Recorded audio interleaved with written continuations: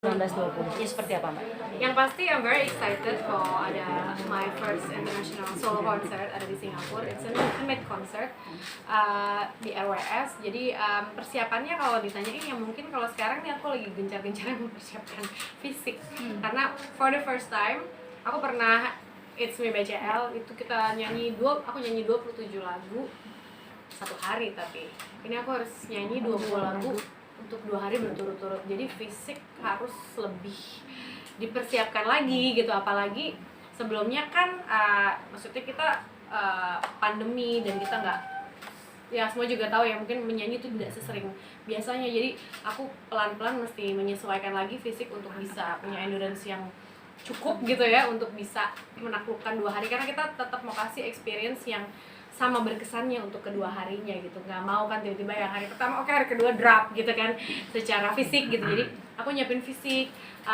semua konsep panggung, lighting, visual, musik itu udah kita jalanin. Tapi memang masih ada beberapa part yang masih kita on further discussion, masih kita diskusikan untuk bisa menyajikan sesuatu yang aku rasa paling tepat untuk disajikan di Blossom ini sendiri gitu. Kamu mungkin awal cerita akhirnya bisa menerima pinangan di RWS sendiri gimana? Pinangan RWS ya, tapi ya awal ceritanya tuh memang jadi gimana ya, Mas Dodi ya kan kalau itu ya. Jadi kan aku memang dulu brand ambassador-nya RWS gitu. Jadi aku memang punya kerjasama sama RWS tuh dari waktu itu, dan aku tahulah seluk beluk tempatnya sendiri seperti apa. Terus tiba-tiba di saat gerbang ini sudah terbuka gitu untuk kita bisa secara internasional, untuk kita bisa keluar masuk, bisa terima nggak pakai karantina dan segala macamnya gitu kan, itu kan selalu jadi pertimbangan orang untuk bisa traveling kemanapun. Jadi RWS tentunya dengan Indonesia sebagai salah satu negara terdekat dengan penduduk yang segitu banyaknya dan banyak sekali klien-kliennya yang dari Indonesia, mau menyajikan sebuah pertunjukan yang mungkin nantinya akan dia bikin terus gitu dengan penyanyi-penyanyi lainnya, tapi dia pengen aku sebagai yang ngebuka nih buat acaranya ini sendiri, untuk grab ngidupin lagi segala macam lah, dari relationship in between two countries dan segala macamnya. Terus aku pun di tahap hidup aku sendiri pun aku lagi ngerasa sepertinya aku sudah melewati banyak hal, sudah melewati berbagai macam proses, sampai aku juga merasa ini siap nih untuk bikin konser gitu, untuk bisa men-challenge diri aku lagi membuat konser. Tapi apa yang beda ya, karena ini kita maju lagi nih, ada di luar, nggak ada, bukan di Jakarta, bukan di Indonesia, tapi di Singapura gitu. Dari situ ya dari manajemen tentunya diskusi sama aku apakah aku mau dan siap atau tidak. Tapi aku rasa ya ini kayaknya sebuah kesempatan untuk aku juga bisa berbagi, nge-share diri aku yang baru dan segala perjalanan yang sudah aku lewati nih.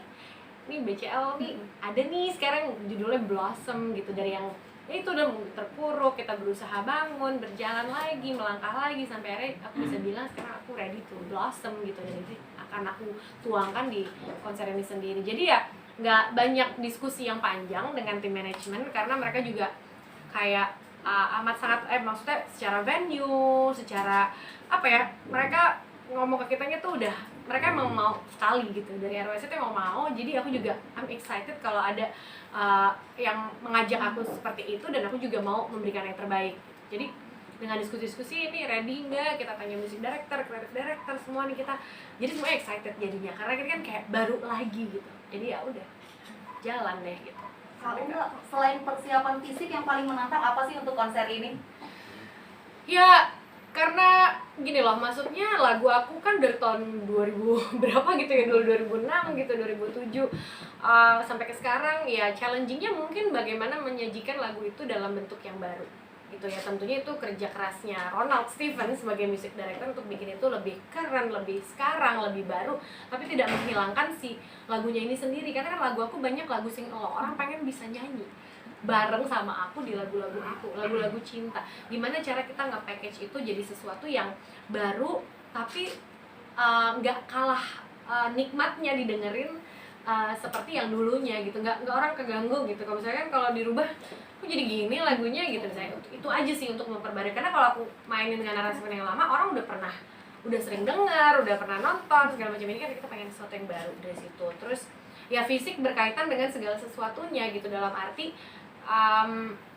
nanti number of yang melibatkan koreografi tentunya akan banyak gitu kan, karena secara image pun aku dari penyanyi ballad sekarang aku juga menyanyi dengan si BCL Boys ini gitu kan, selalu ada koreografi, terus konsepnya mau apa, terus mungkin salah satu yang challenging juga karena nervousnya aja ya, nervousnya sendiri nih, aku mau present diri aku nih gimana sih gitu, memperkenalkan sesuatu yang orang udah kenal tapi ada perubahan, terus memperkenalkan lagi nih yang barunya seperti ini tuh kan nggak mudah gitu. Jadi itu dari mulai milih judul gitu kan, dari mulai nanti konsepnya seperti apa, visualnya seperti apa, all challenging, tapi it's a good challenge gitu, karena itu memaksa kita untuk grow lagi gitu. Jadi aku mikirnya oke, kita bikin, dan ini intimate kan, jadi bukan yang 7.000 10.000 orang yang nonton, tapi sehari ada 1.500 penonton. Jadi dengan venue yang skalanya untuk segitu. Jadi gimana menyajikan sesuatu yang entertaining visually sama didengar juga orang juga senang. Jadi whole package itu sih challengingnya, untuk nyambungin semuanya. Terus bagaimana storytellingnya, orang udah tahu aku seperti apa, terus storytellingnya mau gimana, susunan lagu repertuarnya seperti apa, bajunya nanti kayak gimana, itu semua challenging. Tapi kalau aku personally, karena kan ada tim yang ngurus, tapi kalau buat aku personally, tentunya fisik itu cukup challenging buat aku, karena itu kan my responsibility of my body and myself gitu kan. Jadi gimana caranya aku bisa menyajikan energi yang sama di 2 hari itu. Oke, Pilates salah satu rangkaian dari preparation mungkin? Tentunya Pilates, lari, renang, indoor cycling, semuanya aku lakukan untuk endurance, untuk ya maksudnya ngembaliin lagi muscle gitu kan, maksudnya untuk supaya nyanyinya fisiknya bisa kuat. Jadi emang segala macam olahraga yang emang aku rasa bisa membantu untuk performance ya aku lakukan. Tapi kalau Pilates kan memang rutin ya, aku dari dulu memang gak pernah berhenti Pilates. Cuma mungkin yang sekarang aku lebih kencengin adalah kayak swimming, cycling, running gitu, mungkin lebih ke situnya sih, untuk kayak gimana nyanyi sambil dance gitu kan, dan bisa lumayan stabil suaranya, terus nggak kelihatan kayak kewalahan. Itu kan, itu salah satu challenge-nya kalau misalnya mau nyanyi sambil dance. Oke, ini kan tadi sempat bilang bahwa ini adalah Onge yang baru, Onge yang akhirnya bangkit. Ketika akhirnya, apa sih yang menjadi akhirnya Onge itu sekarang new yang baru gitu? Gimana nih? Ya, I think prosesnya aja semuanya harus dilewatin gitu. Grieving sendiri kan ada prosesnya, dari kita belum bisa terima sampai kita belum sadar, sampai kita sadar gitu apa yang terjadi. Terus setelah itu apa gitu kan, apa yang kita lakuin. Aku rasa jadi merinding gue. Aku rasa segala proses itu aku lewatin dengan cukup sabar terhadap diri aku sendiri gitu. Jadi sedikit demi sedikit aku coba mengenal aku identik.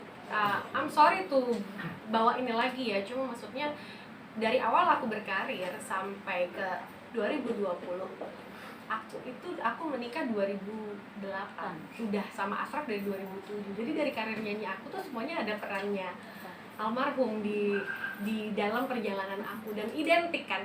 Kita berdua tuh identik, orang tahu nih mereka sama-sama. Jadi untuk tiba-tiba sendiri menjadi diri yang pure sendiri itu kan nggak mudah gitu, sulit. Jadi aku harus mengenal lagi diri aku sendiri ini seperti apa, berdiri sendiri seperti apa, tidur sendiri seperti apa, makan sendiri seperti apa.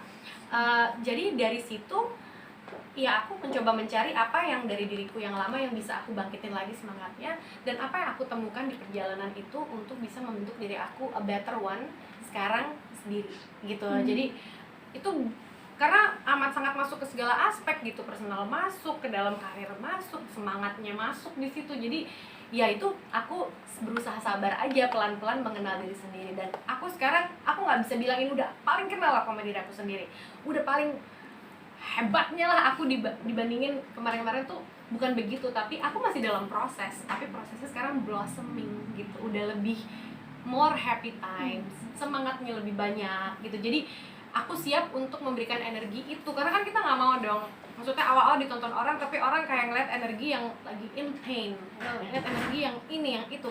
Sekarang ini energinya udah berubah lagi, energinya dari blossom. I want to give happiness gitu, maksudnya happiness tuh hope ya, mungkin lebih ke sebuah harapan kalau apapun tuh bisa kita laluin sih. Mungkin kalau dari dalamnya, secara dalamnya tuh begitu.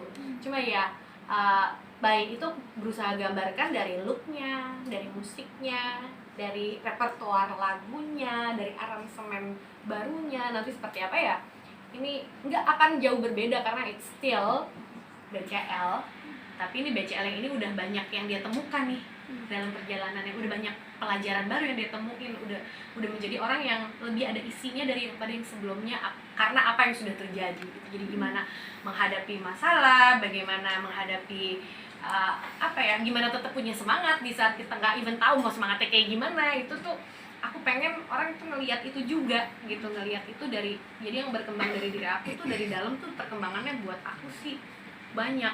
Memang nggak mudah, tapi banyak yang aku temukan di diri aku sendiri karena aku sekarang berdirinya sendiri nih, jadi aku lebih punya banyak waktu untuk mengenal ke dalam gitu, dan tidak ada embel-embel ya mungkin mamahnya Noah gitu kan ya sekarang ya, tapi ya jadi fokusnya bisa lebih banyak waktu untuk fokus ke diri aku sendiri, ya itu aku manfaatkan untuk bisa menyajikan sesuatu supaya bisa ditonton sama audience, sama fans yang nyemangatin aku selama ini, sama teman-teman juga gitu yang never ending support gitu. Jadi aku thank you for that, aku bisa juga ada di sini dan berani untuk membuat sebuah konser gitu di Singapura. Ya just do it deh, kalau sekarang buat aku waktu tuh berharga banget, kalau ada kesempatan kita ngerasa kita mampu, kita lakuin, give the best. Kamu mungkin ada rencana nggak nanti sebelum berangkat ke Singapura akan ziarah dulu ke almarhum? Kalau masalah ziarah sih kan memang enggak, maksudnya ya itu sesuatu hal yang kita rutin lakukan sih, Fanny dan Noah juga dan keluarga gitu maksudnya. Jadi itu kayaknya nggak berkoneksi sih ya, tapi karena buat aku ziarah itu kan kayak sebuah kegiatannya, tapi perasaannya tuh beda dari itu gitu.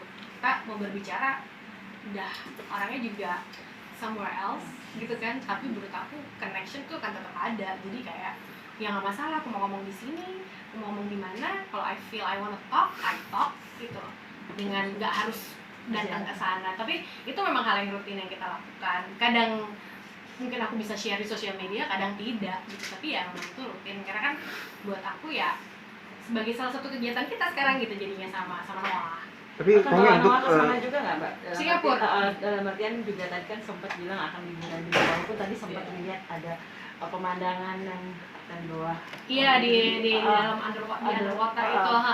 Kesempatan buat ajak Noah juga ke sana. Oh pasti dong, aku Noah sih amat sangat excited ya dengan ini gitu kan, makanya untuk mau nontonnya teman-teman juga mungkin kalau yang dulu ada di konser itu BCL juga tahu Noah tuh kan kayak support banget gitu, nonton terus aku nyanyi Bunda dia nangis gitu kan masih kecil banget, ini kan dia udah lebih ngerti, udah lebih dewasa, dia sendiri juga udah suka nyanyi gitu di sekolahan gitu, jadi dia excited banget. Aku cuma ngomong Noah abis yang ini kalau ada next concert if you ready naik ke panggung ya sama mami gitu. Itu akan dilakukan nggak nanti? Kalau yang di sini aku bilang tadi kayaknya dari segi persiapan dan dianya sendiri kan aku mesti consider ya, dia kan juga melewati berbagai macam proses. Makanya aku nunggu dia nih, kalau dia udah kayak mami let's go do something, aku pengennya sih bisa ada kalau dia mau. Tapi kalau yang sekarang ini enggak, aku pengen dia menyaksikan dulu, dia nonton dulu nih kayak gimana. Aku kan 2 hari, sebenarnya plannya aku tuh sehari dia bisa ada di backstage, sehari dia bisa nonton depan. Jadi dia bisa lihat belakangnya gimana, chaosnya kayak gimana di backstage, dan dia bisa menikmati sebagai penonton. Pengennya dia belajar itu sih. Noah sebagai penonton di sini dia juga apakah ada kritik dan saran gitu nggak sih ketika dia ngeliat maminya manggung gitu? Ketika Dia so konser, far belum nonton, yang buat ini ya dia belum nonton gitu. Tapi kalau dia nonton pasti ada komentarnya kalau dia. So far sih dia support, maksudnya dia seneng kalau nonton aku tuh, dia seneng gitu.